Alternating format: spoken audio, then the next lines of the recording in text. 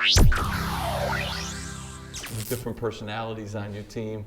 You know, I like to have multiple leaders. I don't like to have one captain. I like to have 3 tri-captains, or, you know, it's tough. And you get someone that's good in the locker room, maybe not so good on the court. And being a leader, you know, on the court is different than in the locker room or off the court. You know, I just try to give them a lot of responsibility and continue to remind them, you know, it's their team. You know, it's their senior year, it's their junior year. Some people are more verbal, some people aren't, but they can still be leaders.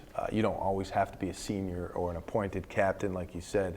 It can come in a lot of different ways. It can come from a lot of different positions, different classes, on the floor, off the floor. When you have those types of kids in your program and you start to really to foster and develop them, and you know, for me personally, from a leadership standpoint, you know, whoever we choose as our captains, you know, are a direct extension for me, kind of like we talk about our point guards being direct extensions. But I also think just as important as leadership is ownership.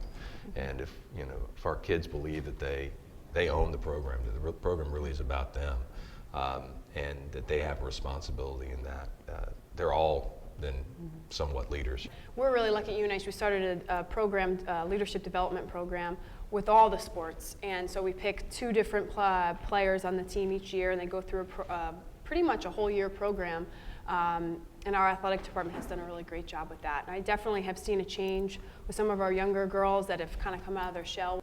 It happens, but it's rare to have championship teams built on freshmen and sophomores. Usually you have guys that have been in the program, that know the system, that are prepared to come and work every day, and they're hungrier, and there's a sense of urgency. And you hope that you can continue to find guys that want to come into programs that are being successful and learn from veteran players and kind of go through the process of getting it and being part of a winning program. There's a little bit of the Jeff Jansen.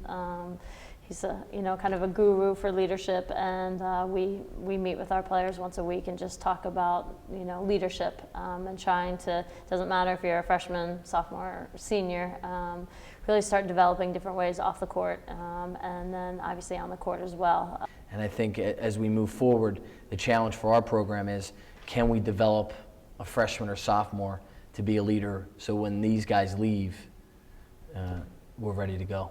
The leadership of the upperclassmen, even the guys that aren't your captains, you know, they just get it. They know what you want. They know what's going to aggravate you during the season. They know how to keep everybody happy, and that really goes a long way. If you have older guys that are already in your program that could set that standard, they walk in the door and start to look around and figure out, you know, how they're supposed to act, you know, how they're supposed to carry themselves in a weight room, how hard they're supposed to work in an individual, you know, how they're supposed to defend, or, you know, those kind of things. When you're older, better players, and if you've been winning and you've been playing for championships, or you've gone to the NCAA tournament, and they're your hardest workers, that's when you know you got a good situation.